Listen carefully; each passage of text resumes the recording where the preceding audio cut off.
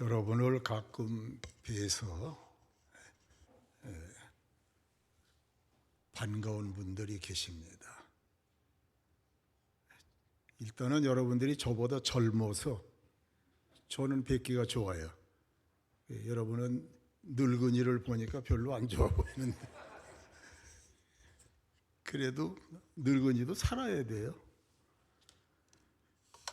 또 이렇게 귀한 자리를 우리 목사님께서 불러주시고 또 우리 장로님들이 또 기쁨으로 허락해 주셔서 이렇게 배울 수 있어서 감사합니다. 오늘 말씀을 통해서 함께 은혜를 나누려고 합니다.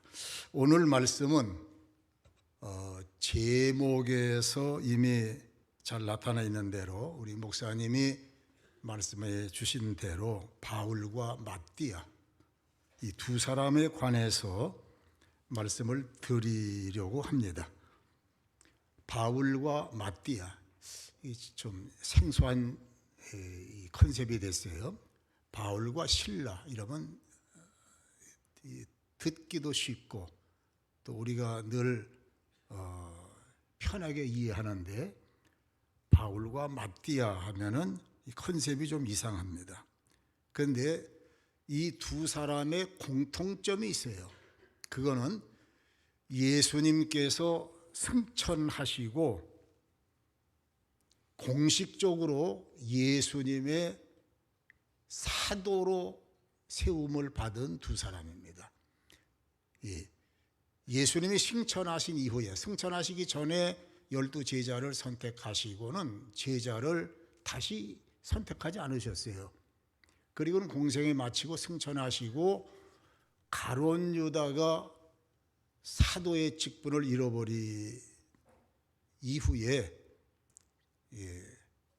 그리고 예수님께서 한참 못된 짓 하고 있는 바울을 담메색 도상에서 만나신 이후에 이렇게 두 사람을 각각 세움을 받게 됐어요. 바울은 여러분들이 잘 아시는 대로 담메색 도상에서 예수님이 그를 만나시고 그 만나신 이후에 그걸 계기로 삼아서 예수님께서 직접 세운 사도입니다. 그래서 바울 사도는 항상 예수님께서 자기를 사도로 세우시고 예수님의 제자로 삼으셨다고 하는 것을 항상 강조를 했어요.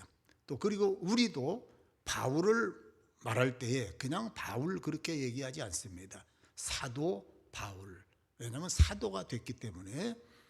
그리고 마띠아는 오순절 마가의 다락방에 성령의 큰 역사가 일어나고 난 다음에 한 사람이 결혼이 된 가룟 유다의 자리가 공석으로 남으니까 그 수를 채우기 위해서 예수님의 제자들이 의논을 하고 그리고 제비를 뽑아서 세운 사람이 마띠아입니다. 제가 말씀드리고자 하는 것은 이렇게 제자로 보완된 두 사람이기 때문에 얘기를 하려고 하는 게 아니고 그리고 이들이 어떤 과정을 통해서 예수님의 제자가 됐다고 하는 것을 얘기하고 싶어서가 아닙니다. 그게 중요한 게 아니에요. 정말 중요한 것은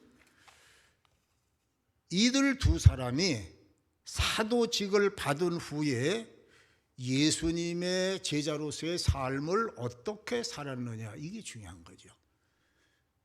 바울 사도는 어떻게 살았고 마띠아는 어떻게 살았느냐. 이 두 사람의 예수님의 제자로서의 삶이 전혀 달라요. 제자라고 하는 이름은 같고 예수님이 승천하신 이후에 사도로 선택함을 받은 것은 같습니다. 그런데 두 사람의 삶은 너무도 다르다고 하는 것이죠. 오늘 여러분들과 제가 꼭 들어야 할 말씀이 바로 여기에 있습니다. 자, 이 마띠아는 공식적으로 예수님의 제자 맞습니다. 그런데 마띠아가 예수님의 제자가 되는 과정에 오늘 제비를 뽑아 마띠아를 선택하고 예수님의 제자의 수에 들어갔다. 이 내용 이후에는 마띠아의 이름이 어디서도 찾아볼 수가 없어요. 그가 어떤 일을 했다고 하는 것도 성경에는 전혀 나오지를 않습니다. 이 마띠아라고 하는 사람의 이름이 성경에서 나타나지 않았다고 해서 이 사람이 쓸모없었다고 하는 그런 말은 아닙니다. 그러나 우리가 상식적으로 생각해 볼 때에 그가 사도의 이름을 받고 그 이름에 걸맞는 삶을 살지 못했다 하는 것은 우리가 충분히 유추해 볼 수 있어요. 그가 만약의 경우에 사도로 부름을 받고 예수님의 제자가 된 이후에 그가 그의 이름에 걸맞는 삶을 정말로 잘 살았다고 한다면 성경이 그를 조명했을 거예요.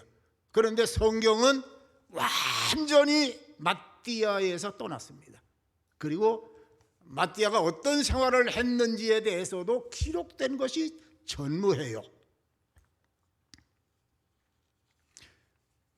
이게 전설과 같은 전승에 의해서 전해져 오는 말로서는 이 마띠아가 무슨 예수님을 전하다가 십자가 흉틀에서 죽었다, 그리고 복음을 전하다가 목베임을 당해서 죽었다, 또 어느 전도지에서 돌에 맞아서 죽었다고 하는 이런 각가지의 얘기들은 있어요. 그러나 이건 믿을 수가 없는 얘기들이고요. 성경이 그를 밝히고 있지 아니하고 이건 그냥 전설처럼 흘러가는 얘기로 있는 말이기 때문에 전혀 가치가 없는 말입니다. 이렇게 마띠아라고 하는 사람은 얼마나 귀한 직분을 받았어요. 정말 예수님 제자로 12사람의 수에 들어간다고 하는 것, 그리고 당시 사도로 지칭을 받았다고 하는 것, 이거는 대단한 영광이며 은혜를 입었는데도 불구하고 이 마띠아는 보답했다고 하는 어떤 구절도 없다고 하는 것, 안타깝지요? 안타까운 일입니다. 그런데 그에 비하여 바울 사도는 어떠했겠습니까? 그는 제자로 부름받은 이후에 그의 이름과 그의 사역은 성경에 가득 찼습니다. 아주 성경 전체의 신약 성경에 바울이라고 하는 이름이 뒤덮여 있어요. 그리고 사도행전을 보면 사도행전은 두 사람의 사역에 대해서 집중적으로 기록이 되어 있어요. 1장부터 12장까지는 베드로의 사역입니다. 1장부터 12장까지는 예수님의 수제자인 베드로의 사역이 집중적으로 기록되어 있습니다. 그 중에 9장에서 예수님께서 바울을 만나서 다메섹 도상에서 변화시키는 사건이 9장에 기록되어 있는 그 하나를 빼고서는 12장까지 전부가 베드로의 사역이에요. 그리고 13장부터 28장까지는 바울의 사역입니다.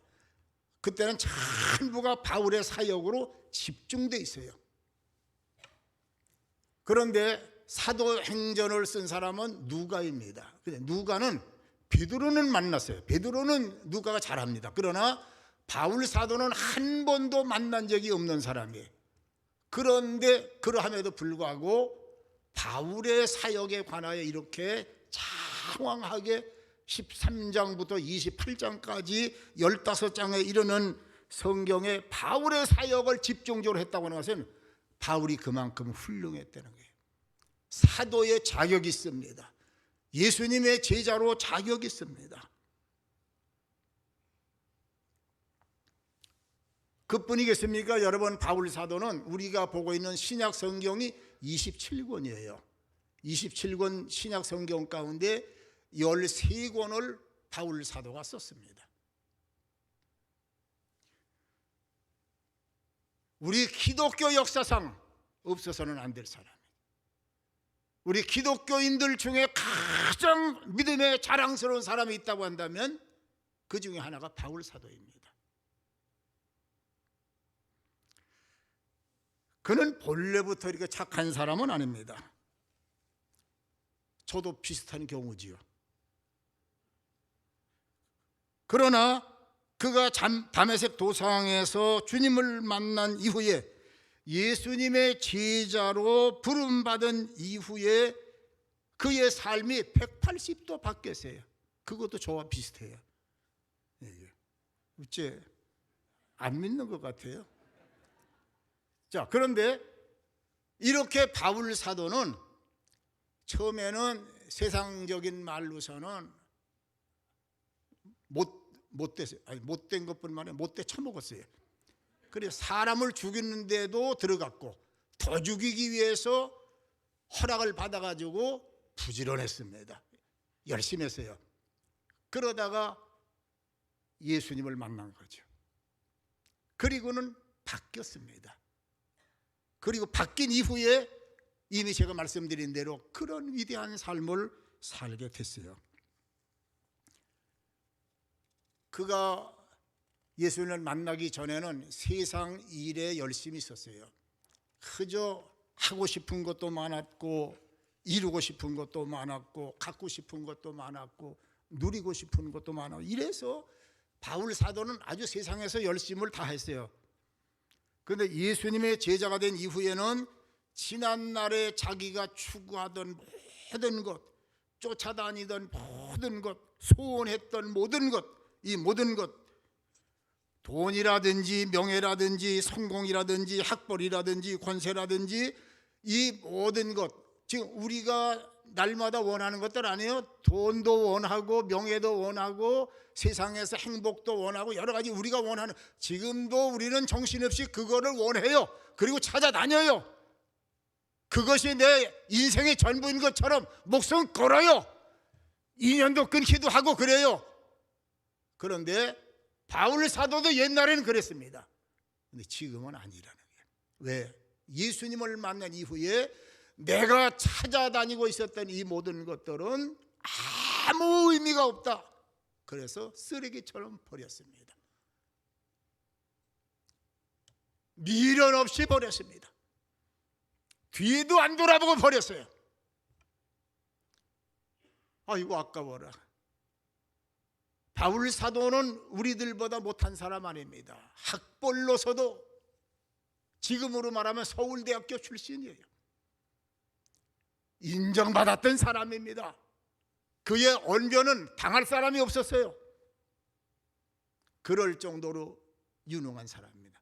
그러나 그가 자랑하던 모든 것들을 다 쓰레기처럼 버렸습니다. 그리고 그가 말합니다. 이제 내가 자랑할 것은 십자가 외에는 없다. 많이 들어보셨던 말씀이죠. 바울 사도는 그랬습니다. 그 당시에 십자가를 전한다고 하는 것은 그렇게 쉬운 게 아닙니다. 상상할 수도 없는 어려움을 각오해야 십자가 복음을 전할 수가 있었던 거예요. 지금처럼 나가서 전도하게 되면 수고 왔다는 말 듣고 또 돌아와서는 냉장고 문 열고 참 아주 시원한 그렇게 편안하고 안전할 때에 십자가 복음을 전한 게 아니에요. 그는 복음을 전하기 위하여 십자가를 자랑하는 그 복음을 전하기 위해서 많은 고난을 겪었습니다. 바울 사도는 이렇게 고백을 합니다. 내가 수고를 넘치도록 하고 십자가 복음을 전하기 위해서요. 내가 수고를 넘치도록 하고 옥에 갇히기도 더 많이 하고 매도 수없이 맞고 여러 번 죽을 뻔하였으니 유대인에게 40에 하나 감한매를 5번 맞았으며 3번 태장으로 맞고 1번 돌로 맞고 3번 파선하고 일주일을 깊은 바다에서 지냈으며 여러 번 여행함. 이 여행은 전도 여행입니다. 유럽을 3바퀴를 돌았어요. 이 전도 여행을 하면서 강의 위험과 강도의 위험과 동족의 위험과 이방인의 위험과 시내의 위험과 광야의 위험과 바다의 위험과 거짓 형제들의 위험을 당하고 또 수고하며 애쓰고 여러 번 자지 못하고 줄이고 목마르고 여러 번 굶고 헐벗었노라. 이렇게 살기로 운명적으로 그렇게 살 수밖에 없었던 보잘것없는 사람으로 이렇게 해야만 될 수밖에 없는 죄를 졌기 때문에 이거 아닙니다. 자발적으로 했다는 거예요. 왜? 십자가가 귀하기 때문에, 나를 부르신 주님이 귀하시기 때문에, 나 같은 자를 쓰시는 하나님이 너무도 감사하기 때문에. 바울 사도는 누구고 우리는 누구입니까? 이런 고난을 당하는 바울 사도가 그가 사랑하는 사람을 만나서 나는 지금 예루살렘으로 올라가려고 한다. 그러니까는 그를 만난 사람들이 펄쩍 뛰는 거예요. 안 됩니다. 내가 듣기로서는 사도님이 오시기만 하면 죽이기로 작정된 사람이 지금 때를 지고 기다리고 있습니다. 지금 가면 큰일 납니다. 그렇게 말렸어요. 그래도 나는 가야 한다. 그러니까 막 사람들이 붙들고 울어요. 사람들이 막 붙들고 우니까 베드로가 말합니다. 너희가 어찌하여 울어 내 마음을 상하게 하느냐. 나는 예루살렘에서 결박받을 뿐만 아니라 죽기도 각오했다. 그는 사명 앞에서 분명했습니다. 아까 우리 사명자들이 찬양할 때에 사나 죽으나 사나 죽으나 주님의 것이, 이 찬양 좋습니다. 우리 오늘 찬양 부르신 장로님들, 안수 집사님들, 권사님들, 사나 죽으나 나는 주님의 것이라고 하는 그 말씀의 뜻 아시죠? 뜻도 모르고 불렀어요?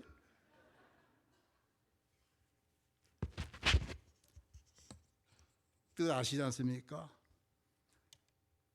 사나 죽으나 주님의 것이다. 여러분이 사나 죽으나 주님의 것임을 믿으시면 아멘 하시기 바랍니다.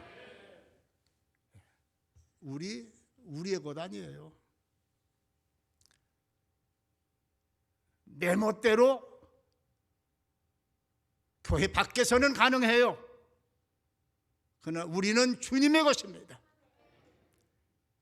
주님의 것임을 믿고 주님의 것임을 알고 주님의 것임을 아는 자답게 사는 것은 복된 사람들입니다.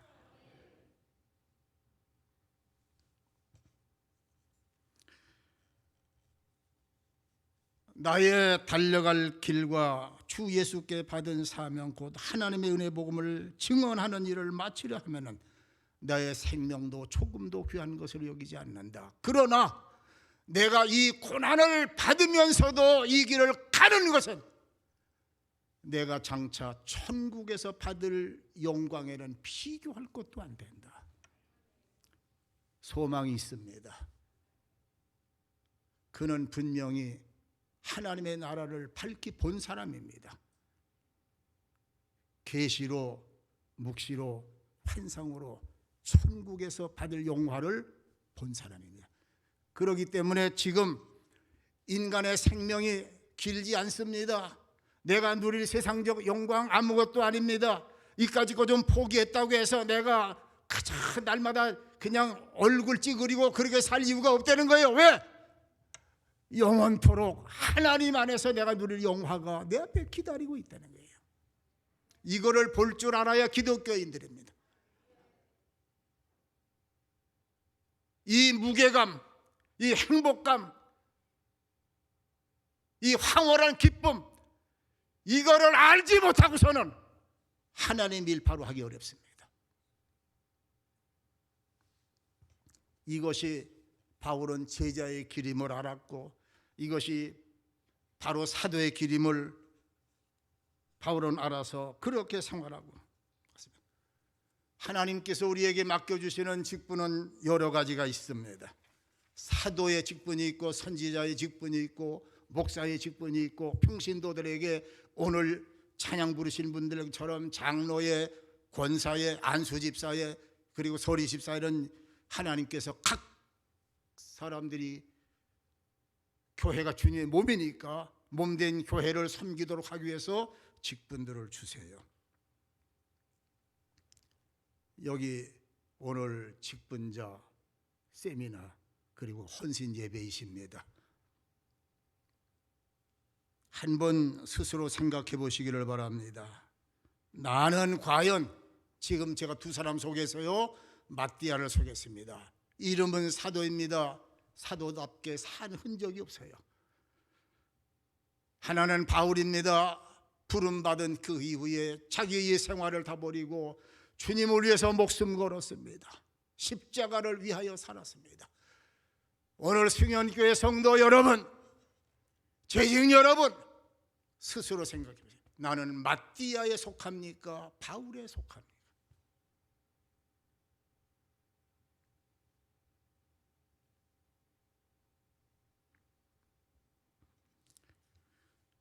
바울 사도는 사명을 받을 때에 이런 마음을 가졌다고 했습니다. 나를 충성되이 여겨 이 직분을 맡겼으니, 충성되이 여겼다는 걸, 자기를 충성되이 여겼음을 바울은 느꼈습니다. 여러분들은 직분을 받을 때에 어떤 마음을 가지셨습니까? 바울처럼 나를 충성되이 여겨서 2024년 금년도 나를 직분자로 삼으셨구나. 나를 충성되이 여기신 하나님 앞에 내가 주님의 마음에 기대에 어긋나지 않도록 살아야 되겠다. 나를 충성되이 여겨 목사님을 통하여 당회를 통하여 나를 직분자로 세우셨구나. 내가 이 사명에 부끄럽지 않게 살아야 되겠다. 이런 생각을 하고 직분을 받으셨습니까? 이것이 바울이 직분을 받을 때에, 사명을 받을 때에 가졌던 심정입니다. 생각 없이 받으면 마띠아처럼 됩니다. 충성? 맨 충성. 요마냥 욕걸로 살아온 지가 벌써 30년이나 됐는데 금년에 누가 달라고 그랬나? 금년에도 주니까 그냥 그러지. 교회 항존직이 어디 있고 임시직이 어디 있나? 성경 한 번도 안 봤는데 집사시켜가지고, 그래서 집사된 이후에 난 아직도 성경 30년 동안 성경 한 번도 제대로 못 읽어. 이런 생각하고 있는. 아마 여기도 있을런지 몰라요. 그냥 집사를 주었다고 생각하는 사람이 있을 수 있어요. 그전처럼 내가 아무 일을 안 해도 집사가 오니까 그저 그것이 집사인가 보다 하는 사람들이 있을는지 몰라요. 하나님 그거 아십니다. 30년 전에도 충성 안 하고 20년 전에도 충성 안 하고 10년 전에도 충성 안 하고 작년에도 충성 안 하고 지금도 생각 없이 받은 거 하나님이 다 아세요. 하나님이 아십니다. 그럼에도 불구하고 하나님이 왜 주셨느냐? 또 그렇게 살려고 주셨는가? 하나님은 과거도 아시고 현재도 아시고 미래도 아시는 그 하나님이 금년에 여러분들에게 직분을 주신 이유는 여러분을 몰라서가 아니에요. 알아요. 그동안에 뺀들뺀들하게 일하지 않은 거 다 알아요. 아는데 왜 주셨느냐? 바울처럼 화끈하게 변할 사람들이 이 중에 있을 겁니다. 금년에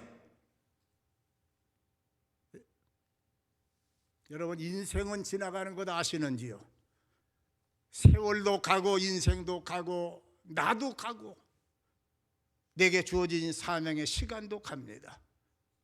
그리고는 우린 주님 앞에 서요. 직분을 몇십 년 받았는데 충성 한 번도 하지 아니하고 주님 앞에 설 자격 있으세요? 그런 배짱 가지고 계세요? 그 한 번은 충성하고 가야 안 되겠습니까, 여러분? 한 번은 하나님, 제가 그동안에는 올바로 살지 못했습니다. 이상하게 핑계대면서 오늘까지 왔습니다. 그러나 한 번은 주를 위해서 살고 그리고 주님 앞에 서야 안 되겠느냐는 것이죠.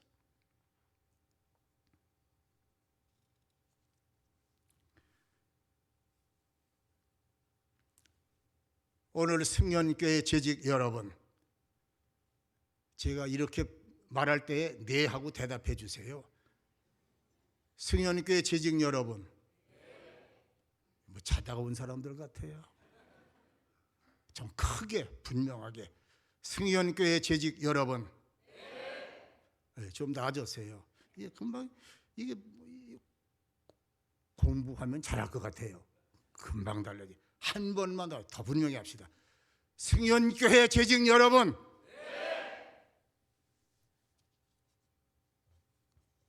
금년에는 제발 꾀부르지 맙시다. 우리에게 시간이 그렇게 긴 것 아니에요.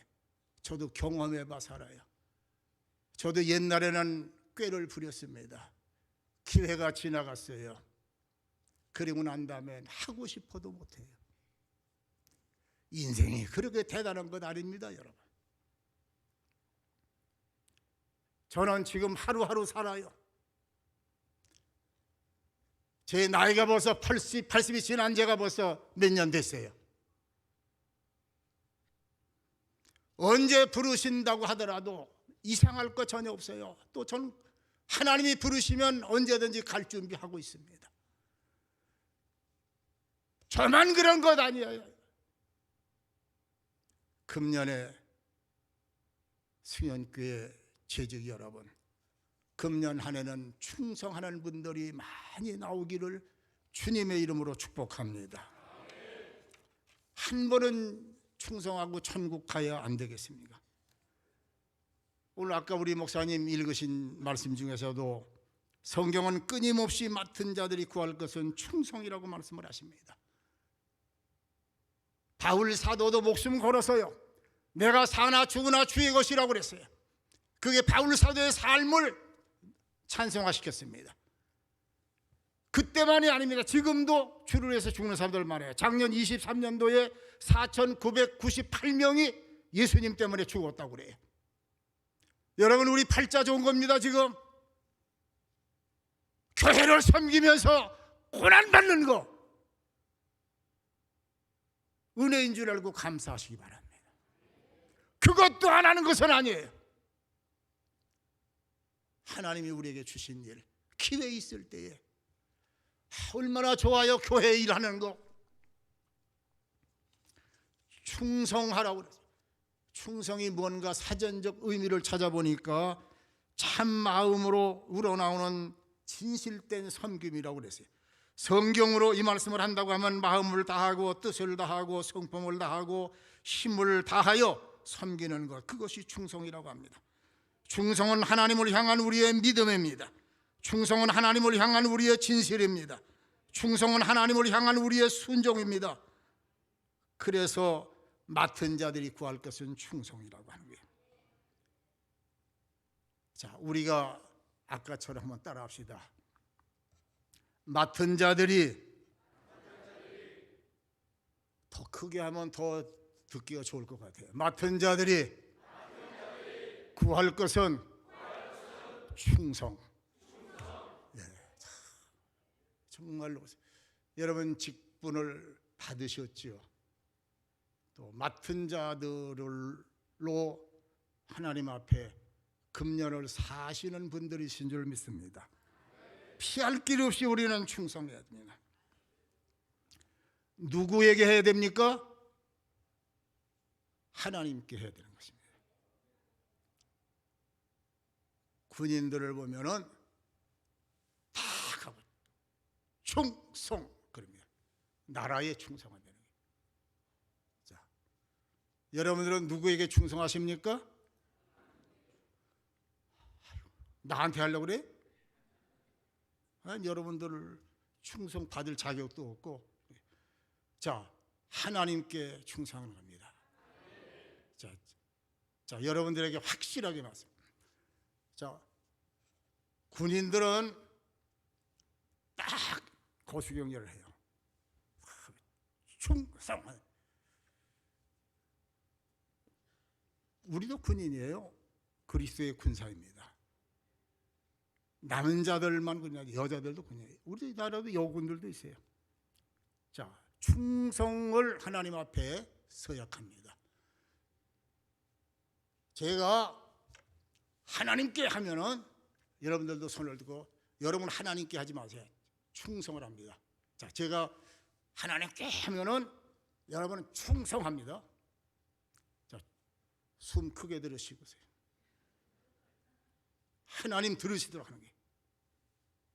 그리고 승현교회가 사명으로 깨어나야 됩니다.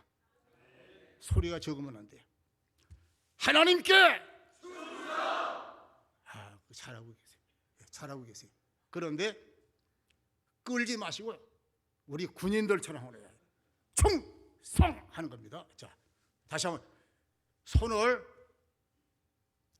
손을 흐느적거리지 말고 딱 하나님 앞에 드세요. 이렇게 하게 되면은 히틀러 같으니까 그러지 말고 하나님 앞에. 자, 합니다. 하나님께. 누구 카메라 있으세요? 이 모습 찍어가지고 현관에 붙이셔야 돼요. 자, 누구 카메라, 누구 핸드폰이라도 가져 나오세요. 이거 승현교회 분명히 달라지거든. 자, 여기서 충성하는 손 들고 가는 거 다 찍으세요. 나와주세요. 나서. 자,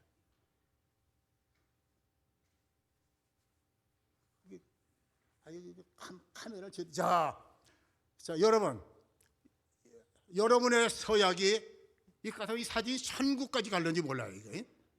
그게 굉장히 좋습니다. 제가 하나님께 하면 여러분은 충성하고 딱 그러면 사진이 찍어서 확대해가지고 이걸 정문에 붙여놓으면 금년 24년도 동안 하나님께서 영광을 받으실 줄 믿습니다.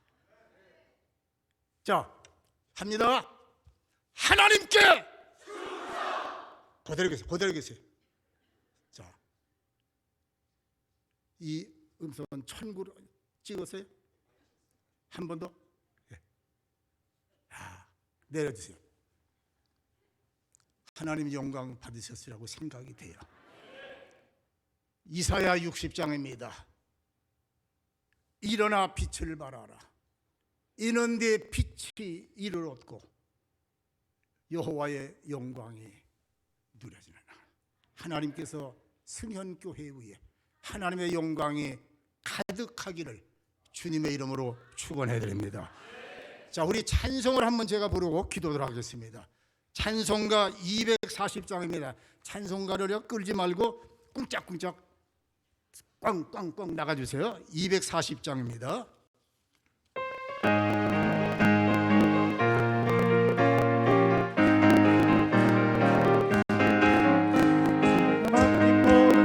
힘을 다해 마치고 밝고 밝은 그 아침을 맞을 때 요단강을 건너가서 주의 손을 붙잡고 기쁨으로 주의 얼굴 배우리. 나의 주 내가 그의 곁에 서서 배우며 나의 주를 손에 못자국을 모아 알겠네. 하늘나라 올라가서 주님 앞에 절하고 온유하신 그 얼굴을 배울 때 있을 곳을 예비하신 그 신사랑 고마워. 나의 주께 기쁜 찬송 노래를 나의 주를 내가 그의 곁에 서서 배우며 나의 주를 손에 못잡고 알겠네.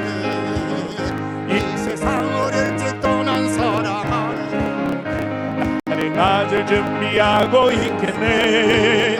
저희들과 한 소리로 찬송 부르기 전에 나는 주를 배우리. 나의 주를 내가 그의 곁에 서서 배우며 나의 주 나의 주를 손에 못잡음을 보아 알겠네. 영화로운 시온성에 들어가서 다닐 때 흰옷 입고 왕릉 길을 다니며 금고문고 입을 때 세상 고생 모두 잊어버리리. 나의 주를 내가 그의 곁에 서서 배우며 나의 주를 손에 붙잡고 다시 한번 한번 주가 맡긴 모든 역사 힘을 다해 밝고 밝은 그 아침을 맞을 때 요단강을 건너가서 주의 손을 붙잡고 기쁨으로 주의 얼굴 배우리. 나의 주를 손에 못해 서서 배우며 나의 주를 손에 못잡음을 보아 알겠네. 올라가서 주님 앞에 절하고 온유하신 그 얼굴을 배울 때 있을 곳을 예비하신 그 신사랑 고마워.